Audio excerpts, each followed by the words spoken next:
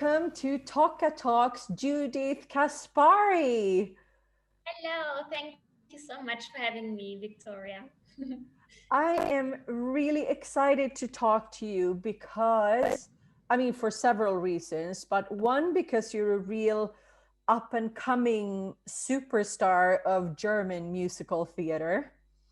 And also because coming from the younger generation, I feel like you have already mastered the way of creating your own success through social media, which a lot of people are a bit afraid of, I think, especially maybe the older musical theater people. And I think social media has now become a very important part of our job. And you're doing it really well. So I'm really excited to speak to you today. Thank you so much for your kind words. So I know that you started with classical singing. Is that right? Yes, that's right. I actually started quite late with singing. I was 16, 17. I mean, I always loved to sing, but I had my first singing lesson with 17, I guess, which is quite late. It's like 9 years, almost 10 years ago. That's not too long. And I just always loved to sing musical, jazz, but also classical music. And I don't know why, but somehow I met this wonderful classical singer who was a really beautiful, dramatic soprano, singing all those Wagner operas. Oh. And she was just taking care of me and coaching me. So I ended up studying classical singing, even if I always loved musical. But I just made this decision because I thought like, okay, I'm a small blonde girl. I'm 18 now. What should I do? Okay, let's have like a proper singing education first, and then we'll see what happens. So I ended up in musical. Yeah. So how come you ended up in musical theater? What was your first job in musical theater? When I was 19 in my hometown, I played Liesl von Trapp in Sound of Okay. Music. Because it was a theater, I was always working in the choir. When I was a classical music student, I was just singing there in the choir, so people knew me. And then I got like more solo parts in classical and musical plays. So I kind of grew up there in this theater in my hometown castle, which I'm playing or rehearsing at Goodman right now next to Normal. So it's kind Oh, of a nice nice, circle. nice. Yeah, it's funny. And yeah, so I always did classical parts and musical parts, but like a lot smaller musical parts, not like the big parts in the musicals.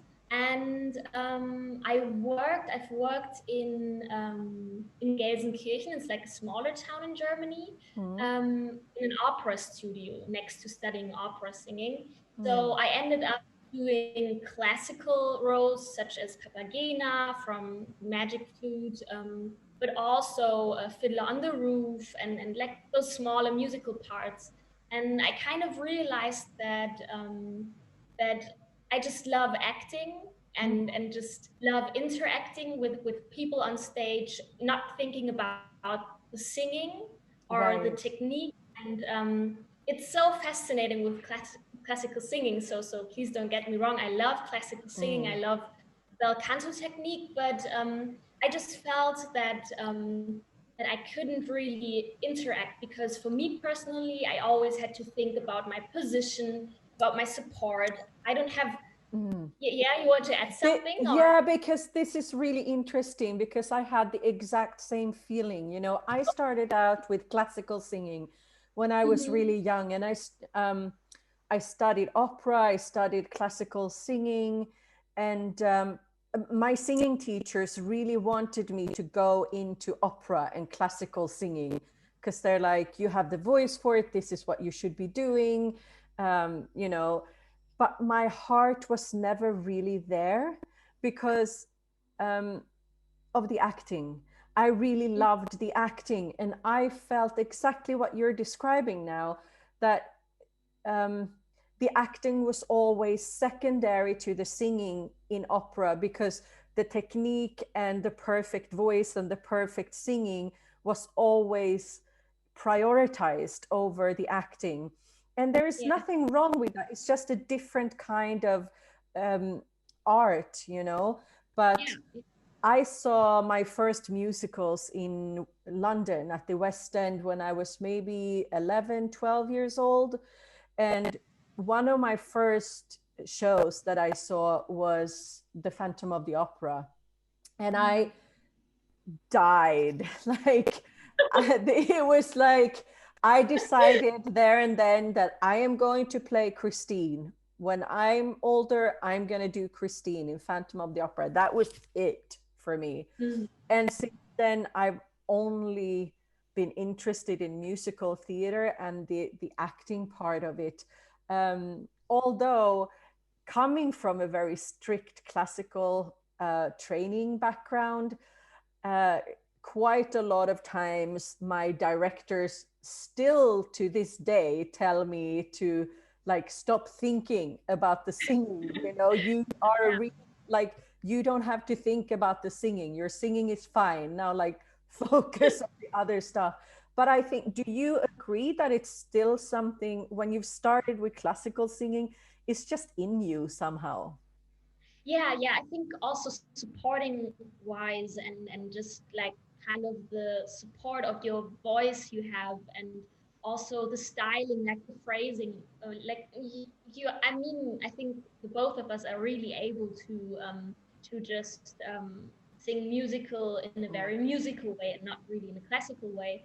But as you said, you still have the technique inside of you. And me personally right now, what I felt with Anastasia, because it was super spontaneously, I just did my bachelor degrees, I think like 2 months before I started musical singing with Anastasia. Mm, So I really had to switch the techniques. But what I felt was that the classical technique really helped me. mm, Somehow I had to let it go in such a brutal way, kind of, mm, and it felt like I was really free and just singing from the bottom of my heart in this musical. But I still had this support and this strength somehow. So I think it really helped me out. And yeah, I think it was the best way for me personally to do it this way. yeah. Yeah. So was Anastasia your first big role in a musical? Yes, before that, I was playing Maria in West Side Story, which is Okay. also like on the edge of Yeah. opera and musical. So this was a few months before. Mm-hmm. And this was also interesting because I was still doing Anastasia for 1 year in Stuttgart and had to go back to a theater where I was playing Maria sometimes. So on some weekends, I was playing 2 shows of Anastasia and then playing on the Saturday night Maria at the other city. So it was Oh, always so interesting to switch those techniques so quickly, which was right. such a cool adventure. Not always easy, of course, Yeah. but I think it just makes you grow somehow in your voice. Yeah, absolutely. So how come you ended up in Anastasia? Because I remember we spoke earlier on the phone, and you said it was almost like an accident that you ended up in that show. Yeah, my my ex-boyfriend was actually working in Stuttgart, where Anastasia was going to be the year after, and I visited him. And that night he was just coming home. He was like, "Oh, Judith, they're doing Anastasia. You have to do the audition," because he knew, of course, that it was my childhood favorite movie. Anastasia, she was my childhood hero. Like if I would ever have to choose one of those princesses, it would have been Anya or Anastasia. So he knew I wanted to do it. And then, of Mm, course, I was Googling it. I knew some people who were working for stage entertainment in Germany, but I didn't have any clue how to get into auditions. I didn't have an agent at that time, so I was clueless. And then I mm, was just taking a look on this website, And I just saw that I was too late to apply. I think I was 2 days late, but I was still like, okay, no, I have to do it. I just have to write them that I'm perfect, that I just want to do it, and just ask them for dates to go to the audition. Yeah. And then I wrote the casting director, and I think the next day she was just answering like, yeah, thank you for applying, but it's too last minute, you're late, we don't have any more gaps in our Mm. audition schedule. Mm. And I think then I was on holiday with some friends, and 1 week before the audition, I just got a super spontaneous email from this casting director who invited me, because I think there were a few persons who canceled the auditions, so there were Mm. some free spots. And then I had like a few days to prepare for this big audition, for my first big stage entertainment audition. So, Yeah. okay, so what did you sing for your audition? Did you get material from the show straight away, or did you Yes, go in with your own yes, song? yes. No, we just got the Anastasia material, and I just sang that. Of course, I knew it quite well, like most of the songs, because of the movie. And yeah, so I ended up doing this, and the casting was really, really magical. Like the first moment I entered into the room, I think both of the sides like realized that this was like a very special moment, and that it could probably work out. But also the casting directors, they gave me such a beautiful and cool energy in that moment. It was just like one of those magic moments. Oh, wow. So you had a good feeling already after your first audition. Yeah, somehow, yes. I didn't really, at that time, I couldn't really understand it, what it meant, Mm. like this energy, but I was really calm and relaxed, and I was just chatting with the people on the hallway before I got into the room again, and then I had to sing again, and then we had to record some songs for the casting directors in America. Mm. And it was actually like a really beautiful audition, I have to say. Yeah. Oh, nice. So, how long did it take from your audition until they offered you the part? I think we did 3 audition rounds. Yeah, Mm. I think it was about 4 to 5 months. Mm. So they started casting quite early, so there was like a huge gap between those several rounds, and Mm. I just had to go travel back and forth to Hamburg and just sing the material again. And then they mixed up a few couples, and yeah, tried out the energy between my colleague Milan and I, and then they were putting me together with another Dimitri. So just the usual Yeah, audition yeah. experience, kind of, yeah. Just for the people who don't know you, or maybe the German musical scene, this was for the original German production of Yeah. Anastasia. Yes. Yeah. Mm-hmm. So, Yeah. how did it feel to get thrown into such a big production and big, um, well, yeah, to get thrown into such a big production where it's also, the pressure, I suppose, of having the German premiere, you're suddenly doing a cast album. Like it's a whole, I can just imagine that it's like this whole whirlwind of things happening very quickly. I spoke a few weeks ago to Christina Love, who's doing Tina in the Tina Turner musical, and I her experience seems to have been a bit different because she had a lot of years working in the ensemble as a swing and doing all these things to sort of prepare her. But it seems like you just got thrown in there. And how was that? And how do you feel like you've handled it? All in all, I think it was one of the most beautiful and most exciting years I had so far. And honestly, I'm quite lucky that I was kind of naive and Mm. not really knowing about this business yet than I know now. Not in a negative way, but I was from this opera world, and I was pretty pretty positive and feeling good about myself, about my voice. But of course, just as you said, getting rushed into this big production and suddenly being the face of the musical, it was a crazy adventure. For example, my first job was going on Broadway to meet all the international Anyas. And even before we started rehearsing for Anastasia and standing on this Broadway stage, recording a video and doing a little Anastasia medley and giving interviews for Broadway.com and doing this big YouTube video. It was all kind of, yeah, it went really, really fast. Or it happened really fast. Also the premiere, like we had only 5 weeks of rehearsals or something, and everything was just kind of rushing by. I was always trying to give my best. I was, of course, really kind of enjoying it, but all in all, it was a crazy year that kind of rushed by. And I think I handled it quite well. Of course, I would do some things differently now with my experience, and I'm also older now. I mean, I was 24 at that time. And yeah, but I'm really thankful because I had this wonderful colleague. He's now one of my best friends, Milan van Waardenburg. He played the Dimitri, and he was quite experienced because he did smaller roles in stage entertainment before. So he was always kind of taking care of me, explaining things.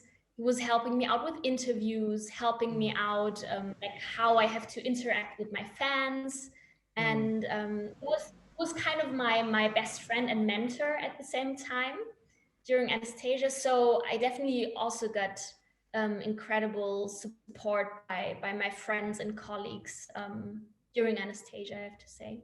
Yeah, that's fantastic. As I said, when we started this interview, one of the things that I really admire about you is that you've taken this whole experience and opportunity that was given to you, and you've done something, I feel, from, like an outsider looking in, that a lot of people forget when they are given this opportunity, which is you've worked on your social media. I feel that you have a plan, that you know what you're doing, and that you have, a long-term plan of how to handle your career. Is that something that you are doing alone, or are you now having a manager or agent or someone helping you out? Or on my like with this job background, I have an agent who's like dealing with jobs and negotiating for me.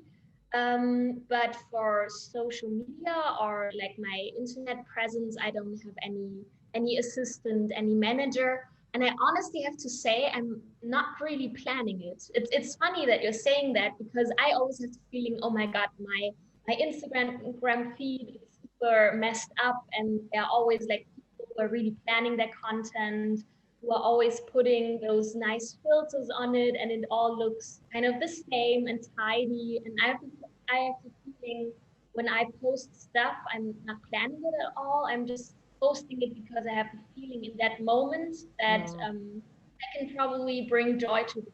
So, for example, I have a wonderful cooperation with a friend of mine, a photographer. I've also met her during my Anastasia time in Stuttgart. We are always trying to do so many nice and artsy photo shootings together, and I just love how those pictures turned out. Or I also love to record music that all those fans who are also having a tough time right now, obviously, that they can just enjoy the music, and that they still feel close to us as artists. I think that's also really, really important. I'm assuming that it's just also, you're a different generation. So social media is something that's more natural to you, and that's something that you grew up with, or something that, you've been comfortable with for a long time. Because again, I speak to a lot of musical theater people, obviously, and a lot of them are really, really uncomfortable with, especially the older ones, you know, where social media is quite new still, and they don't really know how to navigate it or how to use it. But I think it's really great what you're doing, obviously, and because it also brings the younger audience into loving musical theater and our art and what we do. And it's so important that they have young stars to look up to and inspire them, because you know, if we want this musical theater tradition to keep going, we need to get new people interested in to come to the theater or become singers or actors or whatever. So it's just, yeah, it's really, really great. And I also saw that you did your own calendar for this year. Yeah. Yeah. So this is, yes, let me see. Yay! And that is something you did together with this photographer you were talking about. And I mean, first of all, we just did photo shootings and worked, and then we got close friends because we're just having a great energy together. She's such an amazing photographer, also stylist. She's just yeah, a very inspirational person, and so we got close friends and we decided pretty spontaneously. I think it's also a good example for how I'm promoting myself, or from how I'm inventing projects. It was a really spontaneous decision. I think like 10 days before we actually sold this calendar, we're Mm. like going through all of the pictures, having a Zoom call together, and then she was just asking me, "Yeah, Judith, let's do a calendar for this year." And I was just it's a bit late. It's almost December, right? And we just were having a Zoom call for so many hours and getting through all the pictures, and then we ended up after one day having this amazing calendar. Yeah, so also a beautiful project I did this year. But this is one of the things that I also think is really cool, because this last year has obviously been really difficult for everybody because of COVID, but that you keep creating and coming up with new ideas. And I've seen that you've been part of several digital concerts, online concerts in Germany. And I mean, it's obviously not the same as being live on a stage, but just to keep creating content for the fans and for the people supporting our business, I think it's really important. So are you planning, or maybe you already have more like Judith merchandise or no, but I think it's cool because you know you're obviously doing this for yourself. And um, I've spoken to many artists who are afraid of promoting themselves too hard because, you know, it feels a little, um, well, I mean, at least in Sweden and in Britain, we're like, oh, we need to be a bit modest. We can't talk about ourselves too much. And I've learned that you have to, and especially, you know, I worked in America for several years, and Americans are much better at this than we are. But it's really inspiring to show that it's okay to promote yourself. This is your job. This is what you do, and you're doing it, you know, not only for yourself, but to make other people happy and be there for them. So, are you like making any other projects or merchandise or things like, what is your Yeah, very, very soon, my friend Milan van Waardenburg and I, we will record our first album together oh because nice. of us, we also, I mean, obviously, or I also said that a few times, we're super close and best friends. So we were having a few concerts last year, this summer, when concerts were kind of possible, small concerts. And then we were just reminding ourselves how great we are together on stage. And then we did a Christmas concert we're currently rehearsing for Next to Normal together. So we came up with this idea and met these wonderful producers from Louisiana, from MG Sounds, who wanted to support us and produce an album with us. So it's definitely going to be the next big project of us or for me. Oh, that's great. And Yeah, so is it going to be like a musical theater album or is it original music? it will be both kind of. We just looked for ourselves what kind of songs we want to sing, what songs or what music has a nice message for this year for us. So um, most of the songs are nice love songs or about friendship, and we're just covering them in a nice acoustic way. Most of the times we're singing together because me personally, I always love to invent second voices because I always feeling choir, so I just love it. And so we're just trying to cover nice songs which are important to us in a new way. Yeah. And you said that he's also in Next to Normal. So is he playing your brother? Yes, Yeah. yes, he's playing my brother. Yeah. And how did that happen? Because you said it was in Kassel, in your town theater. So was that, because of you and you just said that he needs to play my brother? Actually, kind a bit like that. No, like those people from Castles, from theater, the director and the head of the opera house. They just, of course, they wanted to see me in Anastasia, and then they saw Milan, and yeah, he's just perfect for the role of Gabriel. He's very wonderful, high notes. So they saw him, and they were just thinking, okay, actually, they with Anastasia, they're a perfect couple, but they could also be great siblings. So they were just asking Milan as well to be Oh, part of that's it. great. It's really No, I cool. mean, it's nice when you find people that you really enjoy working with and to be able to continue Yeah, that totally. collaboration in other shows or in other projects. It's fantastic, because it's a chemistry thing. And when you So find good chemistry with someone, whether it's, in a love relationship or a friend relationship, it doesn't matter if the chemistry between people are there, the collaborations usually become way better. So yeah, it's a different energy and yeah, just also for the whole group because next to normal, there are not a lot of people involved in this play, so it's so important that everyone is just feeling like being part of this family good man, like this yeah, musical family. exactly. Yeah. And I also saw that you worked in the Cirque du Soleil musical. Yeah. Yes. There was What was it called again? Paramour. When did you work there, yeah, it was first of all?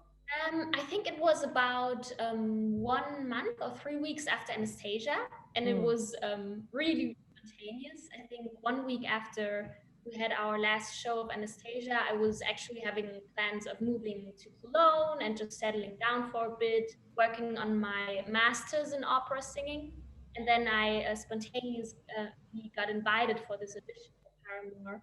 And yeah, then this worked out, and it was a totally different position because it was walk-in cover for 2 parts. Mm. And at first, of course, it was really hard to switch in such a quick way, and I had to dance a lot. It was such a different show, and I was kind of panicking at first if I was really made for this kind of job. But at the end of the day, it was also just like Anastasia, one of the most beautiful experiences of my life. It was totally different and not as popular or big like Anastasia, but I was learning so much from this position. For example, playing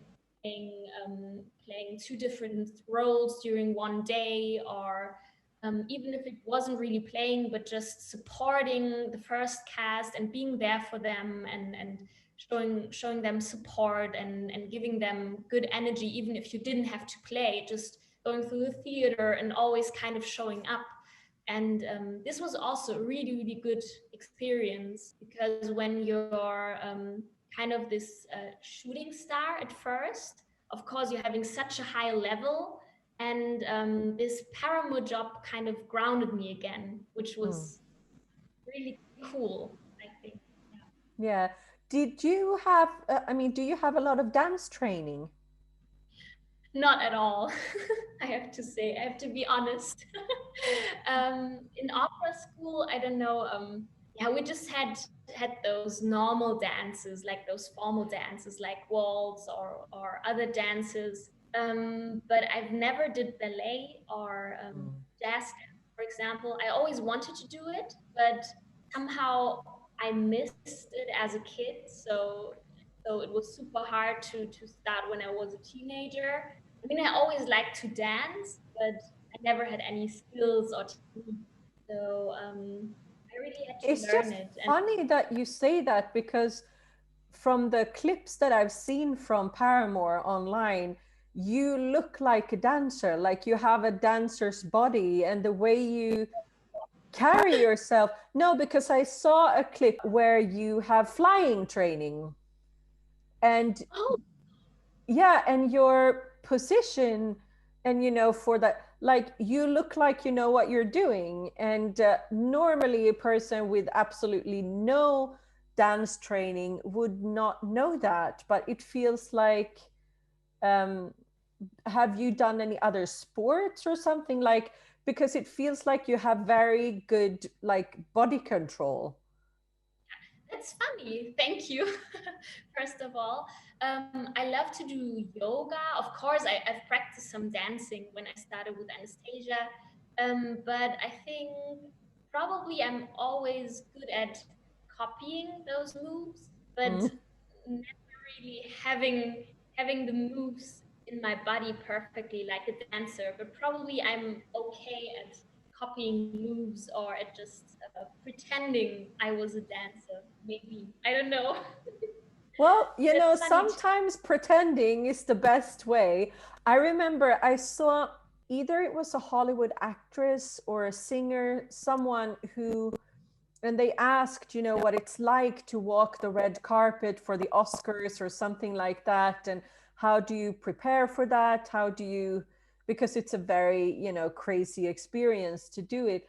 Um, and I remember her saying that I have no idea what I'm doing. So I just pretend, I just play a role.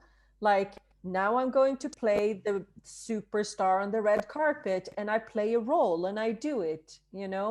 And I think that's what we do a lot. I can feel like I sometimes do that in my real life as well. If there is something that scares me or something I'm uncomfortable with, I'll just be like, I'll just pretend that I know what I'm doing. Totally, totally. Yeah, I mean, it's the same for us on stage almost every day. You honestly, you never have a day where you're feeling totally comfortable or totally healthy. So you just go out there and you're pretending it's the best day of your life and you're having the most amazing show today, and you just want to impress people. And yeah, maybe it's that. I don't know, but it's a good point you're talking about. True. Do you have any other like future projects except the album or things coming up? I mean, we don't know when this whole pandemic is going to be over, when we'll be able to play again. And so, do you have anything waiting except for next to normal that you can talk about right now, or what are your plans for the future? I have a production probably, but I'm not allowed to tell anything about it yet. But if it works out, it will be pretty nice. And if the pandemic will still go on for this year, I just try to keep myself busy with projects, online concerts. As you said, we still have the album Next to Normal, which would hopefully work soon. And yeah, even if theater wouldn't be possible this year, with what I really don't hope, and I don't think so. Yeah, I'm just always trying to keep myself busy with project. I'm assuming you didn't like dream of becoming a musical theater star initially, but do you have any dream roles now, or like, you know, shows that you know you have on your bucket list that you would absolutely love to do?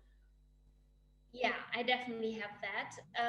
It's really different because of course, I would also, just like you, be a Christine someday. I think that's Yeah, you really, should do really Christine. my bucket list. Or, for example, Glinda and Wicked. But then on the other side, when I was rehearsing next to normal, I would also having the thought of how amazing it would be maybe in 10 or 20 years playing Diana Goodman, the mother in Next to Normal, which was also so exciting and so intense. But apart from that, I don't want to make too many plans, because what I learned in those few years of my career so far, that you can't plan anything. That the most beautiful things and adventures are always those things you don't really expect or you can't really plan. It's just popping out, and if it's really meant to be somehow, I think it will happen anyway. If you're if you're if you're keeping your eyes out, and if you're open for this kind of adventure. So I try not to plan too much. Yeah. No, I think that's good advice, because no, but it usually it usually doesn't work out the way you plan anyway. It's really hard to, I mean, you can have plans or ideas or things, but if there is something I've learned from this whole COVID situation is that anything can happen at any time. I'm like, you know, I'm just waiting for the aliens to land at this point. You know what I mean? Happen. So we can prepare. We can just stay positive and help each other out, and yeah, inspire each other, supporting each other, and just fit it out somehow. I don't know if you can say that in English, but yeah, just Yeah, wait for it. you know, Anastasia was obviously a really, really big show in Germany, and a show that has a lot of fans. So, do you have any like fun stories of things like going wrong on stage, or you know, any special things from Anastasia that you would like to share with us? Yeah, I have a lot of stories. I mean, we had many shows. We were tired during the weekends. We were close friends, like all of the cast members I was playing with. Sometimes I just had to look at them, and they were making a funny face, or just sometimes looking at me in a very normal way, and I had to giggle or laugh because I was tired. Or yeah, and we also had funny scenes in the musical, especially in the beginning of the musical when.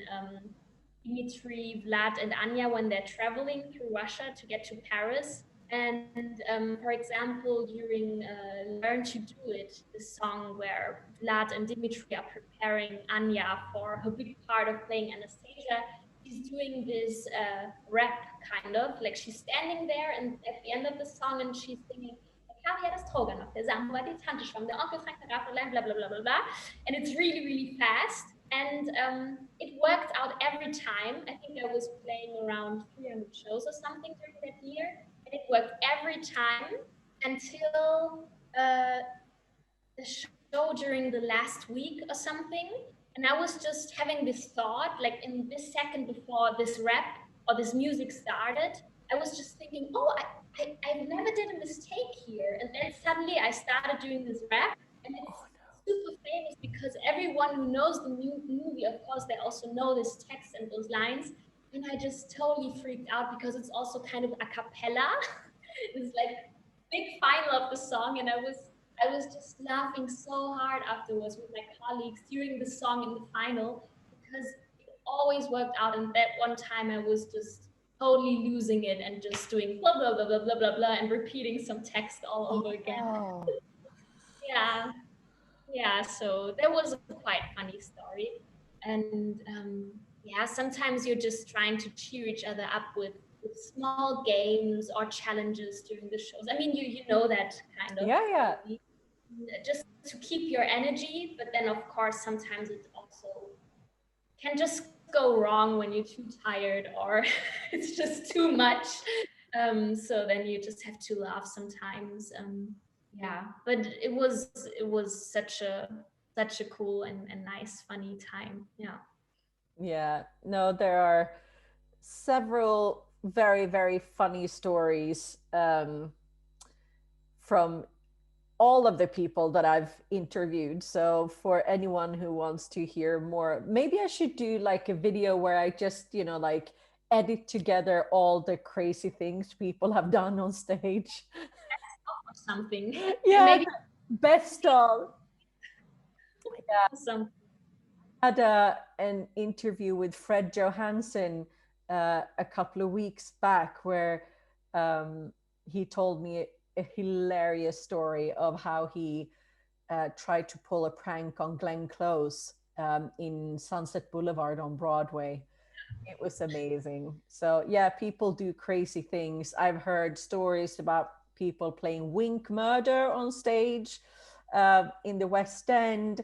Like, yeah, there are stuff going on, people, that you just don't know about because when you play 8 shows a week, you need stuff to keep your energy up. So did you have any like crazy things happen? Like Phantom of the Opera is one of those shows that are really technical, so things happen all the time.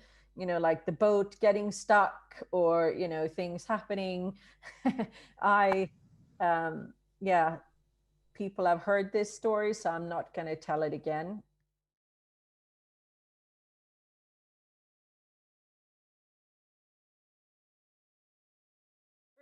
And I had to do the whole rest of Think of Me in my underwear. Yeah. Okay, that's a rough story. That is a rough story. You would think, because you seem like a Phantom of the Opera fan as well, you would think that my clever colleagues would then bring, the white robe for Christine after her performance. But no, no, no. Not doing anything. They were not doing anything and they were not thinking because I was just like, okay, once, the curtain goes for Think of Me and Madame Giry comes in and like, oh, he will be very pleased with you, child. I thought they were, gonna let Madame Giry bring me the robe. No, no. So I'm standing there for like, I even did this the whole part where Meg comes and like she sings this, "Where in the world have you been hiding?" This whole thing, like I was there in my underwear for like I don't know how long. Like it was until I got into the dressing room where they come with the robe in any normal case that I got it, and I was like, what the hell? Like, why didn't you just bring it to me earlier? It was so stupid. Wow. Oh, Oof. anyway, so did you have any other crazy things like that? Did you ever have to perform Anastasia without a skirt? No. Unfortunately not. No. But we also had a really, really rough quick change. And somehow it was really hard to also a wig change, which was really complicated. And they just ripped off the wig and then just put on the new wig. And somehow it was really hard because it's also really dark behind stage or in the wing where we were having this wig change or this costume change. Mm. And somehow it was this big moment when Anastasia comes out in the opera. I don't know if you know the movie. A really big transformation moment because it's when Anastasia is getting dressed up for the opera to see her grandma for the first time, and it's like this really big dressing up moment, and she's entering on stage wearing beautiful blue dress, also very similar to the movie dress. So it's a very, very famous and big scene. And then Dimitri, like her lover, kind of, is is on his knees because he's cleaning his shoes, and then he's looking up to Anastasia and just seeing her standing there in this wonderful dress. And somehow putting on this wig for this scene was a bit tough because it has like a really rough side part and then a big 20s wave over my face. How it looked really beautiful, but sometimes when they just didn't see where this side part had to be, it was like totally off. Oh And no. there are also some pictures because it wig stayed for almost like the whole second part, and somehow it wasn't working, and I was really looking like Donald Trump sometimes, just combing his hair to the side, and it was hilarious for my colleagues, of course, especially for Milan, who was like having this big Titanic moment with me, and had to pretend I was the most beautiful woman in this room and in the world, and just wearing this wig in such a horrible way. It's just, yeah, it was really, really funny. And then, of course, we tried to change it or move it afterwards, but it didn't always work. And there was a really big issue sometimes that this wig was just sometimes a bit off. Yeah, and it's, yeah, I've had quick changes with wigs also, and it can be very painful, people, because they come with these huge, and they're like straight into your head. Yeah, painted ones. I think it was during a preview or something, and of course, like, I mean, the staff of the theater was amazing, and I loved them all. But of course, they were also stressing out about this quick change. There was like one needle going really deep into my head that I had to ice afterwards, and I really had a huge bump afterwards because of this needle. I was just Yeah. standing there. Yeah, but it was okay. It was okay. Yeah. No, it's interesting with these quick changes and the stuff that can happen, and oh my god, it's crazy. That's I miss about this time so much, that you just don't have those incidents and live theater. I think that's what makes it so beautiful and magical. Yeah. And I think that's, a really important thing for everyone to know, that, live theater can never be experienced in the same way digitally. I mean, that's what we have to play with right now. But I've heard people in our business be very worried and stressed out that maybe, after COVID, people won't come back to the theater because they've been, accustomed now to watch things online.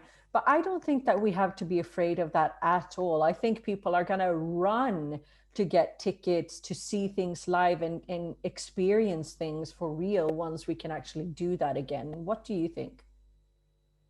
I totally agree with you, because during summer in Germany, it was possible to do smaller events. For example, like I had a few concerts with my friend Milan in Füssen in the south of Germany.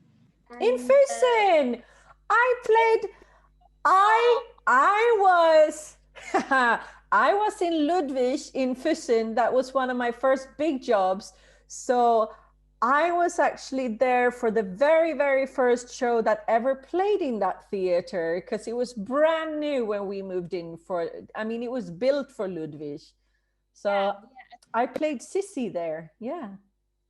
oh, amazing. I would have loved to see you. I don't know. Yeah, it was good. It was fun. I mean, it was a very different show because there has been another version of Ludwig after that, but the first show that I was in, it was actually more of an opera. It was a very classical show. So I mean, I've mostly done shows that has been, very classical, such as Ludwig and then Phantom, and yeah, God, I've done so many things. But quite recently, I did Francesca in Bridges of Madison County, and so yeah. But Ludwig was the original production in that house, was very classical. But then you've been I think they've changed the name of it now. Well, Yeah. when I Neusch- played, it was called, I think it was called, yeah, Musical Theater Neuschwanstein. And now I think it's like Festspielhaus or something. Yeah. yeah. Mhm. Yeah, Yeah. right. So you have a big connection to this house. Nice. Yeah. Yeah, Yeah. it's really, really beautiful in there. And we had those concerts during Hmm. summer, two concerts, and it was in June or July, so also for or August. I think it was in August. So for many, many musical fans and people, it was first concert or event they attended to after this big time of lockdown Hmm. and not knowing what's going on. And actually, during the bows, we just saw all the audience standing up, and they were actually crying and holding each other. Not because, I mean, maybe also because they were so happy to see us, but also they just grabbed each other and grabbed their friends and family members because I think they were just so happy that live theater, live music was happening now.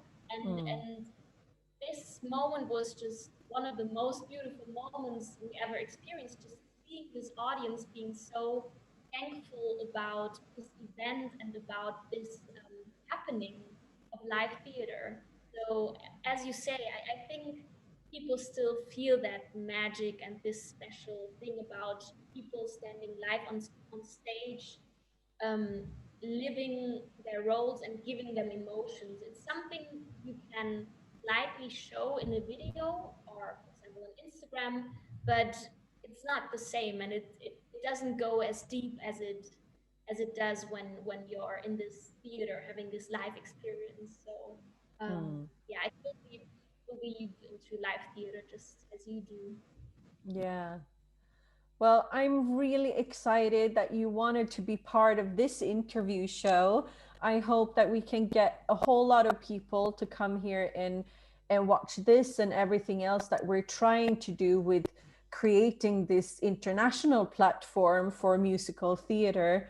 Um, I think, we one of the great things that has happened now during lockdown and this pandemic is that we have freed up time that we don't normally have to do other things, and that also means finding new collaborations, meeting new colleagues or new people, although it's over Zoom right now.